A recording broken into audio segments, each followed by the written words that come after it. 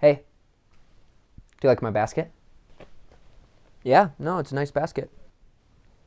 I've got a surprise for you in there. Okay. Do you want to see it? Yeah? Yeah, sure. Well, you're going to have to wait. Too bad. So. We ready? All right, let's get this thing over with. All right, hello everyone.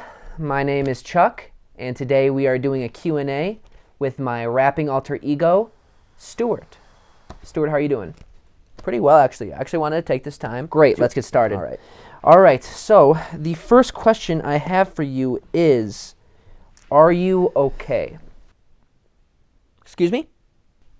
Like, as a person, how is everything? I mean, good. Why do you ask? All right, yeah. I've seen your videos, and they are weird, to say the least, and I've kind of noticed some similarities between all of them. The first one I've noticed is that you seem to rap about your penis a lot, you know, a little more than I care for. The second thing I noticed is you rap a lot about your inability to get girls, almost to the point where it's sad. So I guess my question is, when does the self-deprecating humor almost become like a crutch and start making you seem like you're trying to get people to feel sorry for you?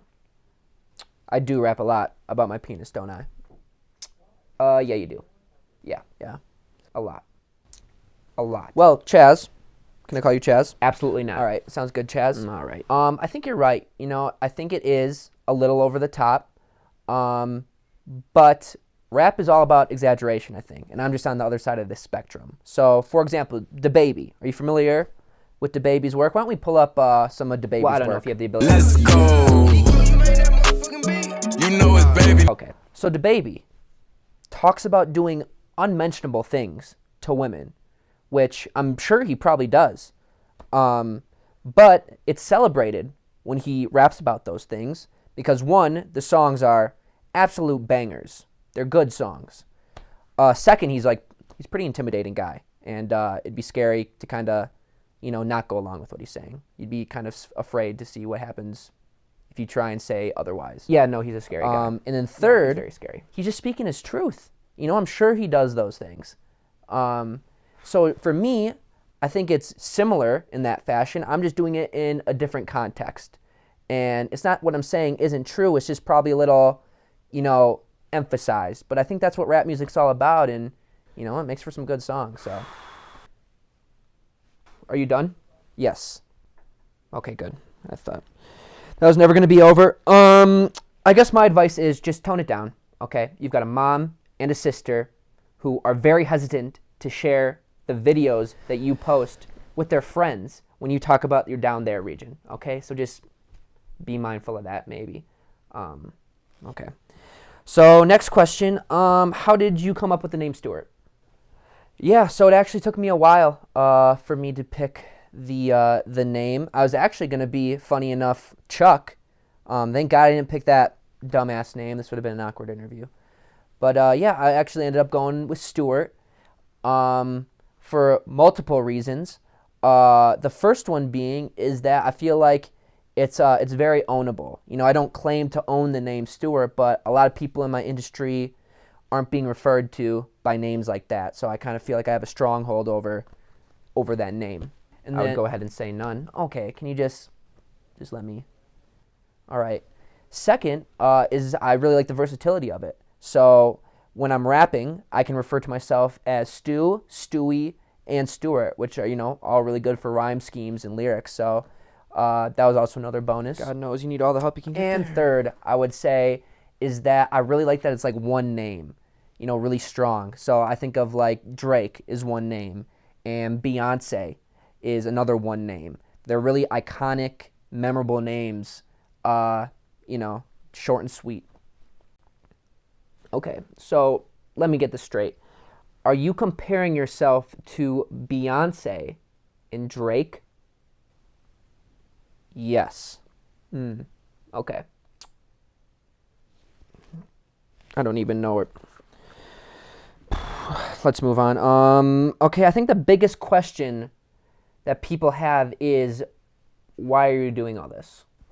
Yeah, so for me, I feel like this is something that I couldn't not do. You know, I felt like there was this thing, you know, knocking inside, just, you know, wanting to like go out to the world.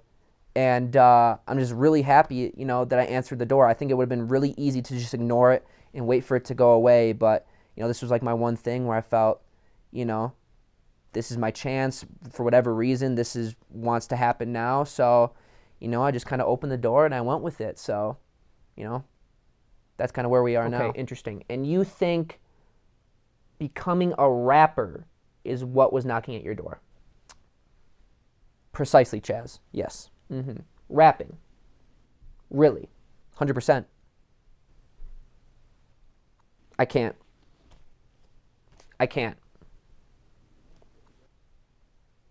So, next question I have is, oh yeah, right here.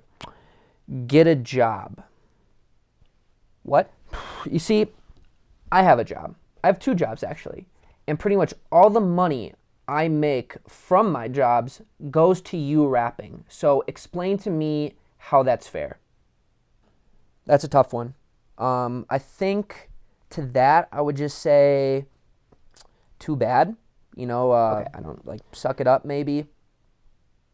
I don't get paid nearly enough for.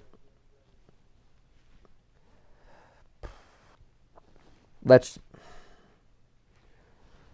move on.